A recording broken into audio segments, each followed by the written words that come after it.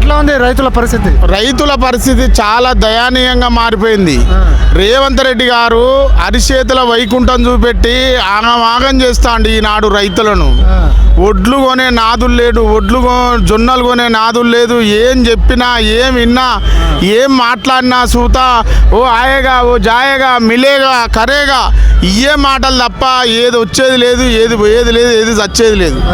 రేవంత్ రెడ్డి గారు చేసిన మోసాలకు, ఆనాడు చెప్పిన హామీలు, ఈ రోజు చేసే పనులకు 100 వాళ్ళు తేడా ఉన్నది. ఆ రోజు తులంన్నర బంగారం అన్నాడు, 5 లక్షల రూపాయలు అన్నాడు, అవుపడ్డోని కల్లా పింఛన్ అన్నాడు, ఆడి పింఛన్, మొగ పింఛన్, ఏ పింఛన్ లేదు. దగాకోరు ఒకటే. కార్యకర్తలు ఏమన్నా అంటే మేమున్నా కొనరే మాకేరే బాత్ కర్నే వాళ్ళ మేరే సామ్య అన్నట్టు వాళ్ళు కార్యకర్తలు తయారయ్యారు. కాకపోతే ఈనాడు రైతుల గురించి పట్టించుకున్నటోడు అయితే కాంగ్రెస్ గవర్నమెంట్లో ఏ నాయకుడే లేడు, ముఖ్యమంత్రి సుత లేడు. గత ప్రభుత్వంలో ఎట్లా ఉండే రైతులు? గత ప్రభుత్వంలో కేసీఆర్ గారు ఎక్కడున్నాడో పాపం దండం పెట్టి చెప్పాలి.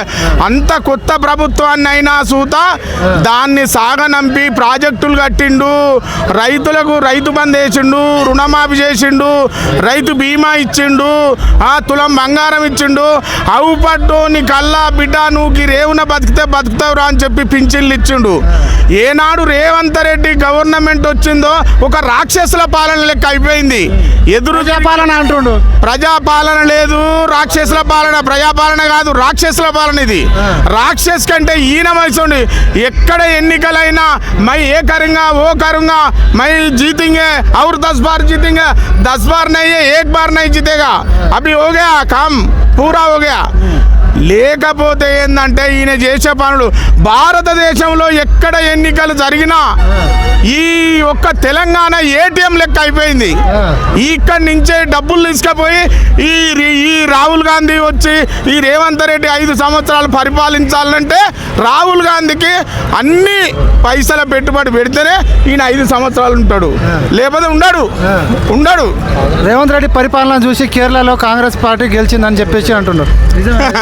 అది తప్పు ముచ్చట.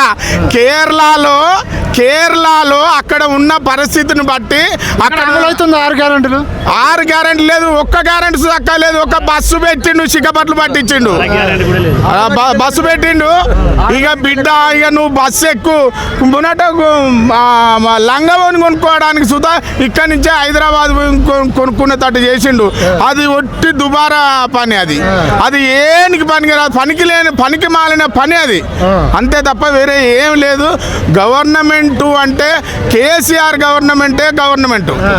కేసీఆర్ అప్పు చేసిండు, మొత్తం రాష్ట్రానికి దివాలా చేసిండు. ఒకటండి, కేసీఆర్ 1,00,000 కోట్ల అప్పు చేసిండు, 10 సంవత్సరాలు పరిపాలించిండు.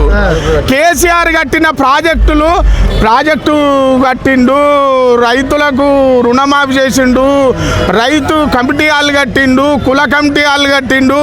రైతులకు ఏది కావాల్సి ఉంటే అది చేసిన దాత అంటే పిండి బస్తాల కాంచై రైతుకు ఏ సమయానికి కావాలంటే ఆ సమయానికి. ఇవాళ కేసీఆర్ చేసిన పనులు ఈయన పావులొంతు కాదు, పైసా వంతు సుధ చేయలే. ఏమైనా చేసిండు రేవంత్ రెడ్డికి ఇట్లా పథకాలు కానీ ఏమైనా? ఏ పథకాలు లేవు, ఏది ఇచ్చింది లేదు, సచ్చింది లేదు. ఒట్టి మాటలు, గాలి మాటలు. పింఛన్లు లేవు, గింఛన్లు లేవు.